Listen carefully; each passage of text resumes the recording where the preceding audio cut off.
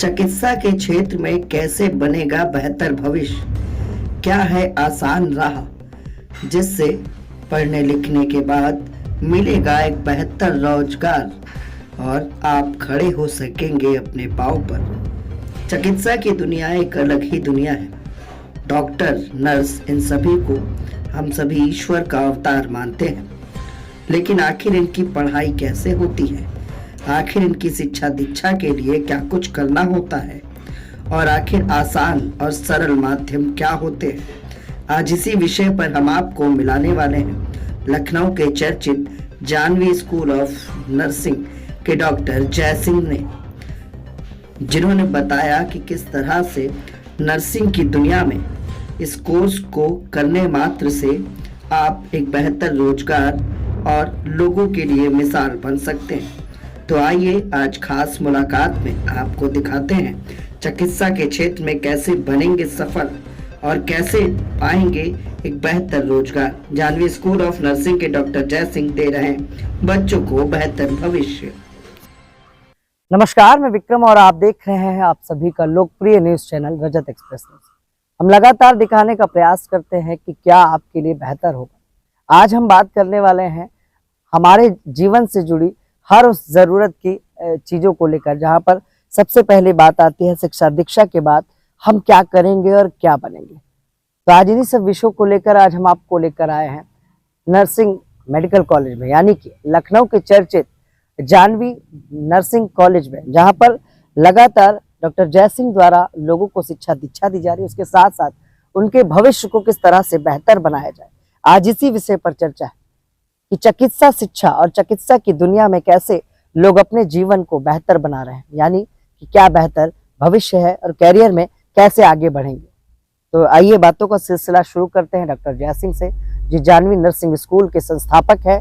उसके साथ साथ तमाम वो छात्र छात्राएं रहे जो कहीं ना कहीं आर्थिक रूप से भी कमजोर रहे, लेकिन डॉक्टर जय सिंह ने उनको शिक्षा दीक्षा देकर कैसे क्या कुछ किया, आइए जानते हैं। सर, बहुत बहुत स्वागत है आपका।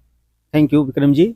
सर, क्या कहना चाहेंगे? सबसे पहले तो आप लोगों का बहुत ही स्वागत है हमारे इस संस्थान में, और आप लोग बहुत ही सराहनीय कार्य कर रहे हैं कि समाज के लोगों को ये जानकारियाँ मिल सके कि क्या उनके लिए बेहतर है, क्या कुछ बच्चियाँ आगे चल के बेहतर कर सकती हैं। तो इसके लिए मैं आपको बहुत बहुत धन्यवाद देता हूँ। और जैसा कि आपने प्रश्न किया कि चिकित्सा शिक्षा जो है एक आज के समय में इसकी बहुत ही ज़्यादा उपयोगिता है। इसमें अब बहुत सारी संभावनाएं हैं जिसको बच्चियां कर करके बहुत अच्छा अपना भविष्य उज्जवल कर सकती हैं जी।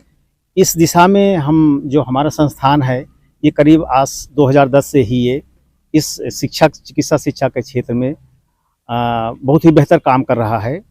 और करीब 2010 से लेकर के आज तक करीब 1000 छात्राओं से अधिक यहाँ से नर्सिंग की शिक्षा ले करके समाज में जो रोगी हैं, जो बड़े बड़े संस्थान हैं, उनके बेहतरी के लिए अभूतपूर्व कार्य कर रहे हैं। जी, जिसमें आपका ये SGPGI है, राम मनोहर लोहिया है, और भी बलरामपुर है, सिविल हॉस्पिटल है, और भी देश के जितने भी संस्थान हैं वहाँ पे हम ये सेवाएं दे रही हैं। सर, डॉक्टर साहब, चूंकि बच्चे जब पढ़ाई करते हैं, या हम और आप अपने समय में जब हम लोगों ने पढ़ाई की और इंटर कंप्लीट हुआ तो होड़ लग गई कि क्या बनना है।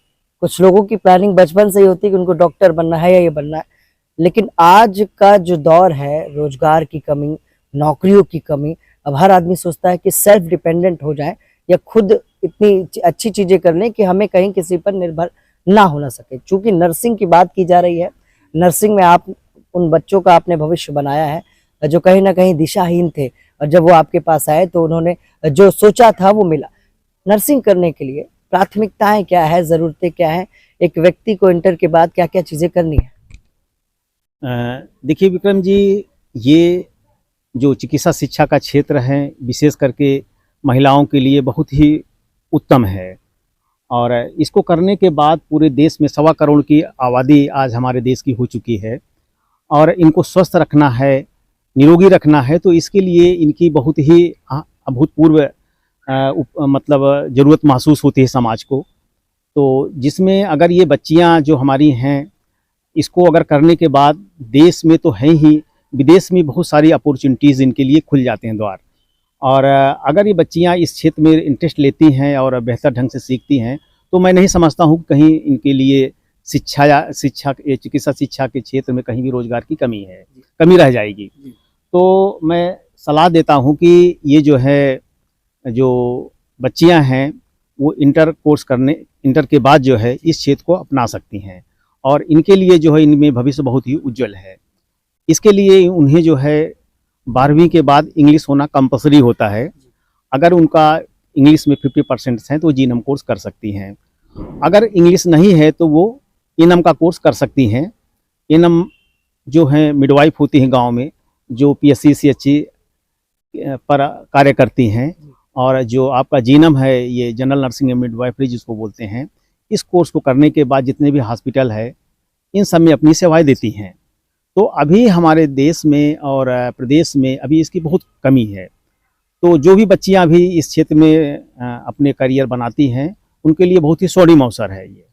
अच्छा डॉक्टर साहब, मतलब ये कि माँ बाप बड़ी मशक्कत के साथ आज के महंगाई के दौर में इंटर तक की शिक्षा दीक्षा तो करा ले जाते हैं, लेकिन फिर आती है ग्रेजुएशन या प्रोफेशनल कोर्सेज की बात, उसमें काफ़ी दिक्कतें होती। तो आर्थिक रूप से कमज़ोर जो बच्चे हैं वो नर्सिंग की दुनिया में कैसे आए और किस तरह से सहयोग जानवी मेडिकल नर्सिंग कॉलेज जो है आपका वो कर रहा है? जी विक्रम जी, जैसा कि ये जो नर्सिंग का क्षेत्र है ये बहुत ही, हमने पहले ही कहा, ये बहुत ही बच्चों के लिए उज्जवल है। और जो आर्थिक रूप से कमज़ोर बच्चे हैं उनके लिए सरकार ने जो है फीस प्रतिपूर्ति की व्यवस्था की हुई है। जो भी बच्चे अगर महसूस करते हैं कि उन्हें उनके माँ बाप या गार्जियन जो है आर्थिक रूप से कमज़ोर हैं तो उनको जो है संस्थान द्वारा जो शिक्षा समाज कल्याण विभाग है या पिछड़ा वर्ग कल्याण है, तो वहाँ पे हम इनके जो पेपर्स होते हैं या डॉक्यूमेंट्स होते हैं वहाँ पे हम अपलोड करते हैं। और लगभग मैं महसूस करता हूँ कि सभी बच्चों का जो आर्थिक रूप से कमज़ोर है जिन्होंने दिया है लगभग सभी को सरकार के द्वारा उनके खाते में फंड जो है ट्रांसफ़र कर दिया जाता है। तो इससे उन्हें जो है बड़ी सहूलियत मिल जाती है। ये मान के चले डॉक्टर साहब कि अगर नर्सिंग की दुनिया में या किसी भी क्षेत्र में बच्चों को काम करना हो या आगे भविष्य बनाना हो तो सरकार और संस्थान के माध्यम से मदद और सहयोग मिल जाती है। बिल्कुल मिल जाती है। सरकार भी इसमें बहुत सहयोग कर रही है और संस्थान भी, हम लोग कोई कसर नहीं छोड़ते कि जिससे बच्चे को किसी आर्थिक रूप से भी मदद मिल जाए।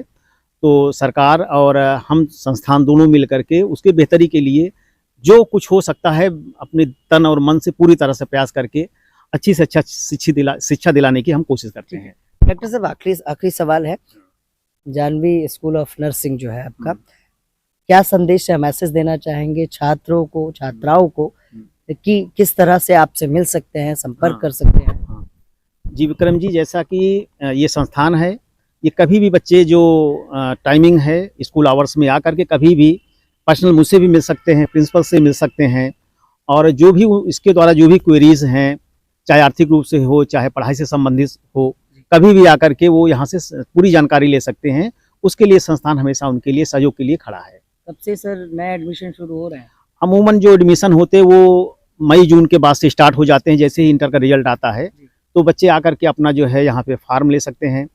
संस्थान बीच में उनका एक जनरल टेस्ट भी लेता है कि बच्चे की क्या वो है, तो उसके बारे में वो बच्चे थोड़ा सा तैयार करके प्रिपेयर करके यहाँ हमारे यहाँ जब टेस्ट होता है तो उसमें टेस्ट देंगे और उनके उसी ढंग से हम उनका सिलेक्शन कर लेते हैं।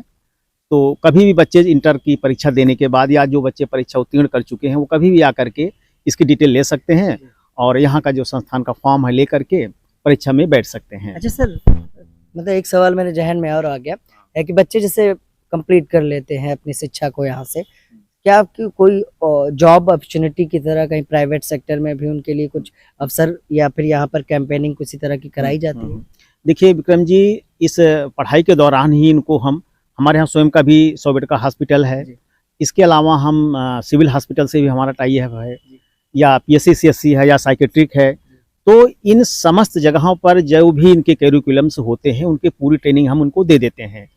और यहाँ से निकलने के बाद ही हमारे यहाँ जैसे बड़े बड़े संस्थान है, मेदांता हो गया और आपका ये अजंता हॉस्पिटल हो गए या और भी जितने भी संस्थान है वो आकर के बच्चों के हमारे यहाँ इंटरव्यू कराते हैं।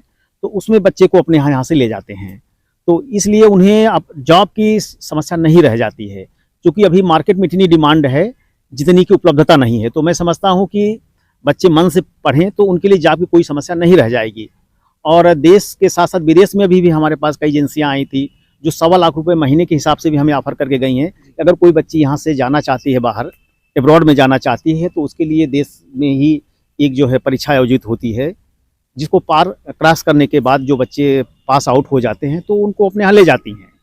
तो अगर बच्चा मन से पढ़ता है, पूरे मन से अगर ये कोर्स करता है और सीखता है, तो उसे जॉब की समस्या नहीं है, ये मैं महसूस करता हूँ। डॉक्टर साहब, नव वर्ष में कुछ खास कर रहे हैं आप, या आपका स्कूल कुछ खास छात्र छात्राओं के लिए, अभिभावकों के लिए? हाँ, धन्यवाद विक्रम जी, आप एक प्रश्न के लिए। नए साल जो है सबके लिए एक नया ही रोमांच होता है, नए कुछ करने के मतलब उम्मीद लेकर के हर व्यक्ति कुछ न कुछ अपने मन में कुछ चीज़ें रखता है। तो उस क्रम में हमने बहुत सारे, जैसे अभी बीच बीच में बच्चों को सीख सके, डायबिटीज़ हो गया और कैंसर हो गया, इस तरह से तमाम सारे के कैंसर इस साल हम हॉस्पिटल की तरफ से सेमिनार आयोजित करेंगे, जिसमें कि उनको हम बेहतर तो बता ही सके और जो रोगी उनकी सेवा भी कर सके, साथ साथ बच्चे भी हमारे साथ हैं, वो सीख सकते हैं और बेहतर ढंग से कि कैसे हम रोगियों की बेहतर ढंग से सेवा कर सकते हैं। तो इस साल इस दिशा में भी हम कुछ और बेहतर करने की कोशिश करेंगे। ठीक है सर, बहुत थैंक यू, थैंक यू।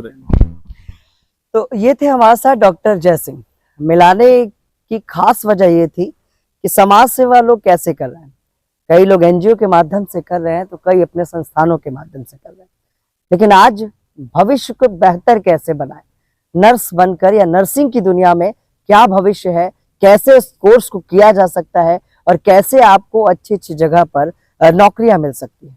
उम्मीद है हमारी ये खबर आपको अच्छी लगेगी, क्योंकि ये खबर जानकारी से भरपूर है और आपके भविष्य को बनाने के लिए शायद लाभकारी है। फिर मिलेंगे किसी खास जानकारी के साथ। नमस्कार।